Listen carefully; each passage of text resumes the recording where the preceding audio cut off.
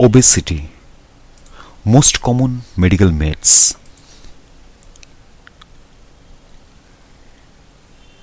Although obesity is common, there are many misconceptions associated with it, and these myths often fuel social stigma.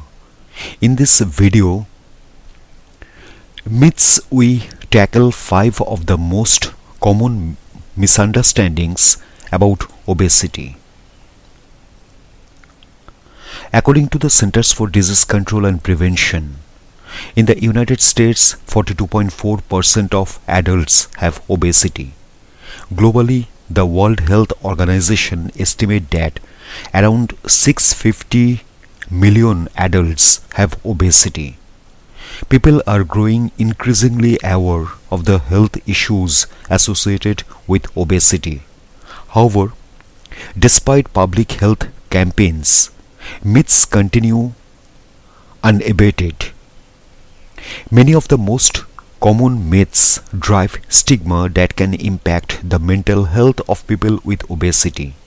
For instance, the results of one 2020 meta-analysis on the subject indicate a stronger association between weight stigma and diminished mental health with increasing body mass index or BMI.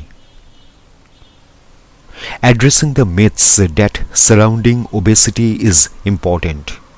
With this in mind, this video will tackle 5 of the most common prevalent misunderstandings around this condition. To reduce obesity, just eat less and move more. In many cases, consuming more calories than the body needs for a prolonged amount of time is the direct cause of obesity. Indeed, the vast majority of measures for reducing obesity aim to lower caloric intake, increase physical activity, or both. Although diet and exercise are important factors, several unrelated factors can also play a significant part in obesity. These factors, which people often forget about, include insufficient sleep, psychological stress, chronic pain, endocrine hormone disruptors, and the use of certain medications. In these cases, overeating, for instance, may be a symptom rather than a cause. Also, some of these factors work together to increase the chance of obesity. As an example, stress can increase the chance of obesity. Due to the prevalence of weight stigma, obesity can be stressful for some people, thereby increasing stress levels and sparking a negative feedback loop. Added to this, stress can impact sleep quality, and this in turn might cause sleep deprivation, which is another factor in the development of obesity. Sleep deprivation also appears to increase stress levels. As one paper explains, stress hormone levels correlate positively with decreased sleep duration. Sleep apnea, wherein a person stops breathing for short periods during sleep, is more prevalent in people with overweight or obesity. Again, a cycle can form. As they gain weight, their sleep apnea may worsen, which can lead to sleep deprivation, which can lead to further weight gain. As another example, there appears to an association between chronic pain and obesity. The reasons for this relationship are sure to be complex and differ from person to person, but they likely include chemical factors, sleep, depression, and lifestyle. It is not difficult to see how chronic pain would both increase stress levels and impact sleep, adding to the negative loops outlined above.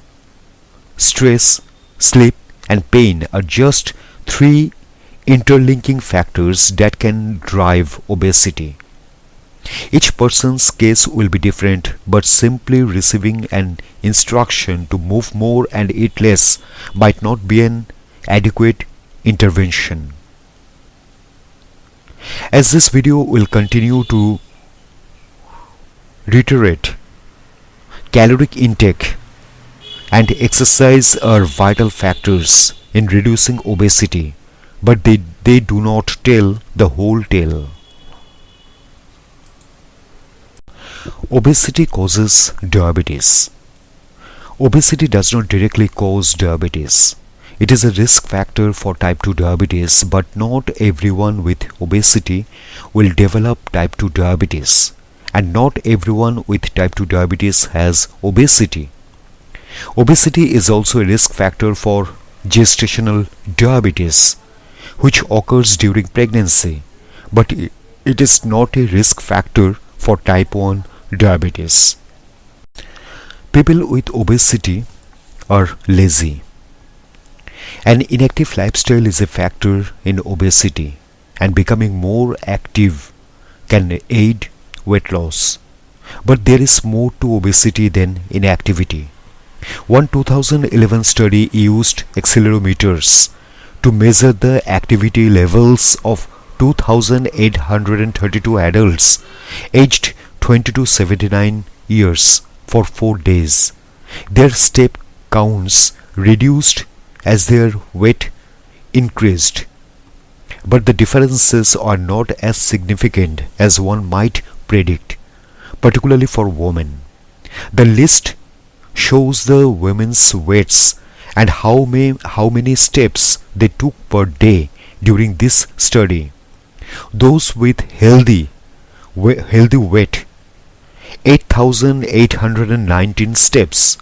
Those with overweight, 8,506 steps. Those with obesity, 7,546 steps. When one considers that someone with overweight or obesity expends more energy with each step, the difference between the groups' overall energy expenditures may be even more slight.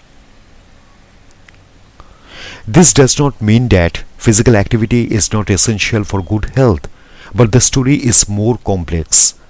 Another factor to consider is that not all people are able to perform physical activity. For instance, some physical disabilities can make moving challenging or impossible. Also, certain mental health issues can severely impact motivation, and there appears to be a relationship between depression and obesity, which further deepens the complexity. Aside from physical and mental health issues, some people with obesity may also have a negative body image, which might make leaving their home a more daunting prospect. If your close relatives have obesity, so will you. The relationship between obesity and genetics is complex, but someone whose relatives have obesity will not necessarily develop the condition themselves. However, their chance of doing so is higher. Understanding the role of genes and the environment in isolation is difficult. People who share similar genes often live together and therefore may have similar dietary and lifestyle habits. In 1990, a group of researchers published a study that helped split genes from the environment. The results appeared in the New England Journal of Medicine. The scientists investigated twins who had been brought up apart and compared them with twins who had been brought up together. In this way, they hoped to tease apart the impact of genetics and the environment. Overall, they conclude genetic influences on BMI are substantial.